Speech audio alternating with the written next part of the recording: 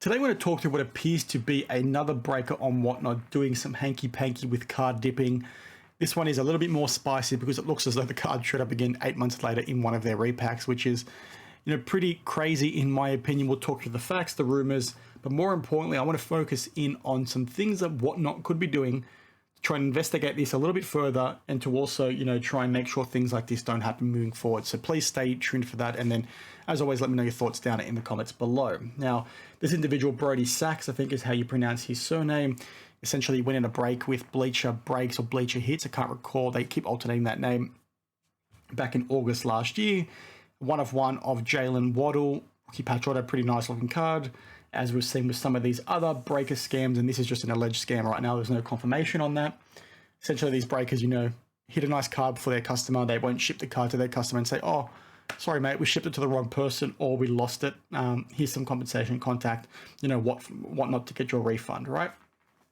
So in this specific instance, Brody, I should say, sorry for that, basically talks to finding it a little bit difficult to try and get a refund and some compensation for his missing card in the first place. Eventually, he got a refund or compensation in the form of a box of 2022 Select and 2022, Gold Standard. He basically took the compensation even though he really wanted the card because he didn't really see things going anywhere beyond that, right? And it's a pretty unfortunate situation. Now, this is compounded even further when this card showed up on Bleacher Hits yesterday, I want to say, or even last night, in a PSA 8 in one of their repacks. And the immediate tinfoil process is to say, well, you lost this card 8 months ago. It's now in one of your repacks. What gives? Now, Bleacher Breaks have since come out and essentially said, well, we want to clarify a few things. There's some misinformation out there. This card has showed up again, but we didn't do anything wrong. Here's why. So they talk to a few things in here. I want to get back to this word overcompensated in a second, but they talk to having bought it from a customer back at the start of April, as you can see in this DM over here and the date over there, essentially bought it and then put it in a repack. There's a few things that are interesting with that, right? Because given that this was a card known to them that has gone missing, I find it a little bit odd that they would put it into a repack. And especially when you've got the customer saying that he still wanted the card, I again find it odd that they didn't immediately try and contact the person who lost the card to try and get the card back to him rather than put it in a repack. I've seen some tinfoil hat talk around how, maybe not even tinfoil hat, some critical thinking talk going around, well, if these guys did dip the card, they did steal the card, who's to say that this DM with this individual wasn't a setup, right? They set this DM back at the start of April with the intention that when this card did get hit in a repack, this was their way out to say, well, hang on a minute, we didn't do anything wrong here, we bought it genuinely, as you can see via this discussion. So take with that what you will. The one term over here I didn't like in terms of their response is talking about overcompensated, right? They talk about overcompensating this guy with regards to giving him a refund. I didn't like that word. Like, listen, you as a business, if you make a mistake, you need to eat that mistake. Using the word overcompensated seems you're a little bit negative towards giving this guy a refund in the first place. You should never look at the term overcompensated when you're, giving someone their money back when you've done something very, very wrong, right? You've sent the card to the wrong customer at best, right? At worst, you've stolen the card. So the fact that you're using that word, it doesn't paint you in a good light because it implies you didn't really want to do it, right? You as a business have an obligation to your customers to do the right thing by them. Whether intentional or not, that word doesn't sit very well with me. I'm very keen to get your thoughts on that, down in the comments as well. But this is, again, pretty interesting. And in terms of what Whatnot could be trying to do moving forward is they should be investigating these guys and having a conversation with them and saying, okay, we've seen that DM on your story. If you want to keep breaking on our platform, we need to have comfort that you've done nothing wrong here. Can you please share more of that conversation with us? Now, these guys might say, well, you don't have any right to ask that of us, but those are the kinds of questions I would be asking if I was Whatnot, because there's some digging here that needs to be done. Who was this card graded by? Can Whatnot have a conversation with PSA and say, these are the breakers, right? These are the people that work for this business. We have their names. Were any one of those guys the ones who sent this card to PSA? Did they go through a group submitter to send this card to PSA?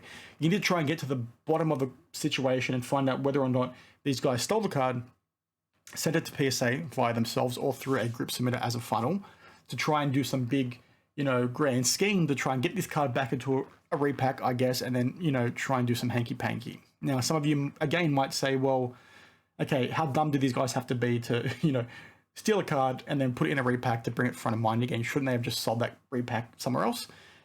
Potentially, right? But people are dumb, right? Don't ever underestimate how stupid some people are in this hobby. Now, again, I don't want to throw Bleacher Breaks under the bus. There's lots of people commenting on Instagram and on Twitter saying these guys have a track record of doing dodgy things. There's a guy here talking about essentially the owner of Bleacher Breaks or Bleacher Hits basically winning a card off him on eBay, not paying for it.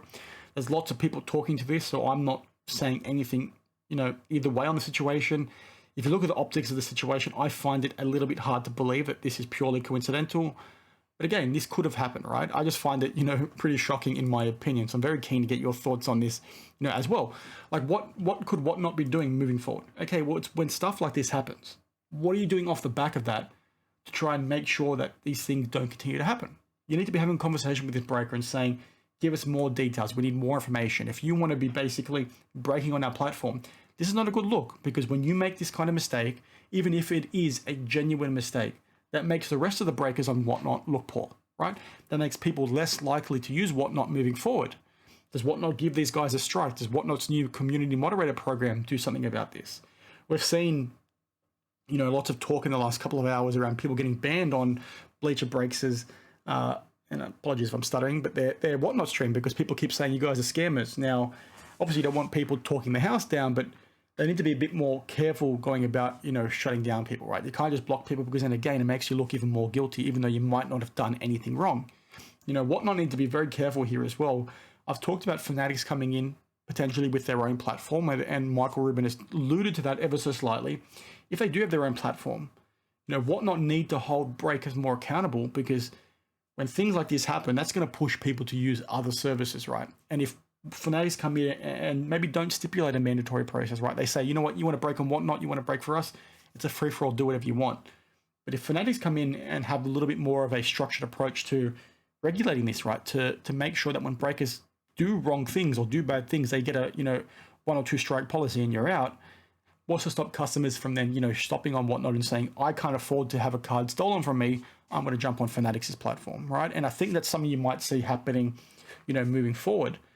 Like, even though these guys might not have done anything wrong, do you still look into doing strikes?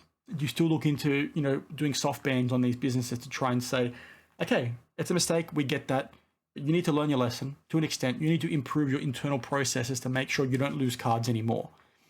Again, I want to talk very carefully here in the sense that I don't find the excuse from breakers shipping cards to customers as a simple excuse, right?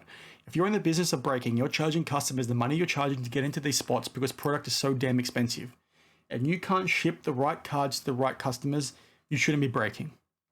And I get that people make a mistake or make mistakes in life, but there's some processes in life that you can't afford to make mistakes in, right? And something like this is your bread and butter. You can't make fundamental errors of sending cards to the wrong customers, because at best you look like a incredibly incompetent business, right? Because you've sent the card to a wrong customer. At worst, you're somebody that's stolen the card and then try and pull a fast one over people's eyes and try and sell the card in one of your repacks. So again, take everything I've said with a grain of salt. There's a lot of rumors out there right now. There's a bit of fact out there that I've talked to in this. I'm really keen to get your thoughts on the whole situation.